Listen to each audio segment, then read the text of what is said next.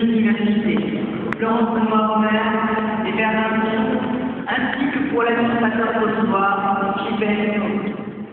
Monsieur le maire de Strasbourg, Mesdames et Messieurs les parlementaires, j'ai vu Monsieur Morel, j'ai vu Madame Keller, Monsieur le Président de la région Alsace, cher Adrien, Monsieur le Président du Conseil général du Bas, Dominique Keller, Monsieur le Président de la communauté urbaine, Hugo, Mesdames et Messieurs, c'est pour moi une très grande joie et une très grande fierté de fêter avec vous la naissance, il y a un mois à peine, de l'Université de Strasbourg. Naissance, selon moi, à trois mères, ou alors trois pères, comme vous voudrez, des universités Louis Pasteur, Marc Bloch et Robert Schuman. Autant de grands hommes qui firent la fierté de votre ville et son histoire universitaire. Deux cultures, la culture française et la culture allemande, et une histoire de 400 ans d'une vie académique aussi éclatante que tourmentée.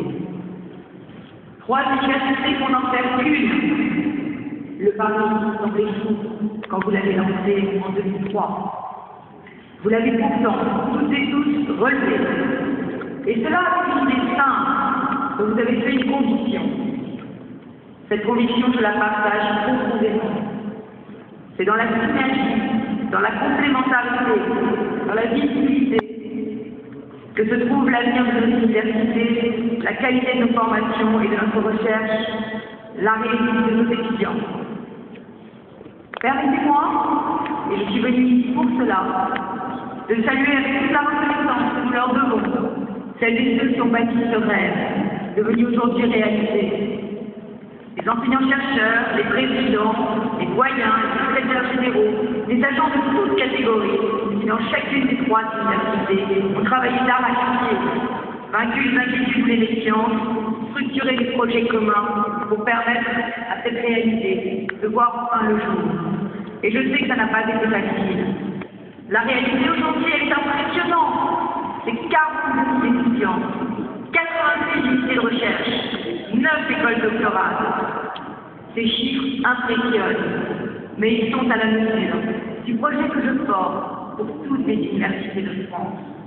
Car la fusion n'a pas vocation à devenir le modèle unique de rassemblement de nos forces universitaires, mais cette organisation que vous avez choisie, elle est profondément structurante pour notre paysage de formation et de recherche, et j'allais dire, cher Adrien, pour toute la classe. Elle vous donne les moyens de porter une ambition à la hauteur des défis économiques, intellectuels, sociaux et culturels que la France doit aujourd'hui relever dans la bataille mondiale de l'intelligence. Des campus à l'identité scientifique forte, qui accueillent des étudiants nombreux et pour lesquels toutes les conditions matérielles, tous les moyens humains sont mobilisés pour faire émerger et partager avec eux un projet de science, de connaissance et de culture. Voilà le pari que fait aujourd'hui l'Université de Strasbourg. Ce potentiel scientifique la classe désormais au 4e rang des universités françaises. La fusion fait votre force, elle sera désormais votre attractivité. Vous avez saisi toutes les chances qui sont offertes aux universités françaises par le gouvernement. Alors même que vous finalisez la fusion, vous vous engagez dans l'autonomie, avec ce qu'elle porte de liberté, mais aussi de responsabilités nouvelles pour l'ensemble des communautés universitaires. L'Université de Strasbourg fait partie des 20 premières universités autonomes. C'est pour moi une satisfaction, doublée d'une sincère admiration pour votre engagement collectif à bâtir un véritable projet de formation et de recherche. Strasbourg, capitale européenne, multiculturelle, ouverte sur le monde, fait la connaissance et l'innovation, les clés de son rayonnement. Ces clés sont entre les mains des enseignants-chercheurs et de toutes celles et tous ceux qui, à l'université, travaillent jour après jour à son développement, à son rayonnement.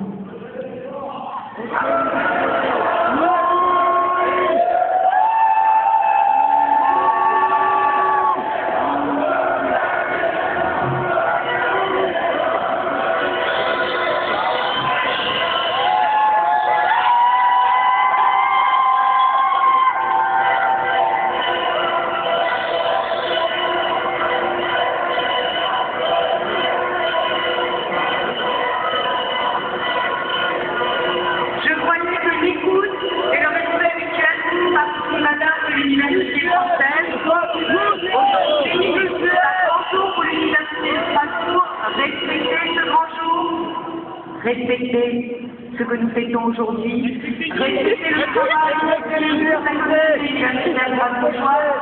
Je vous écouterai, je vous écouterai, je vous écouterai, acceptez le respect.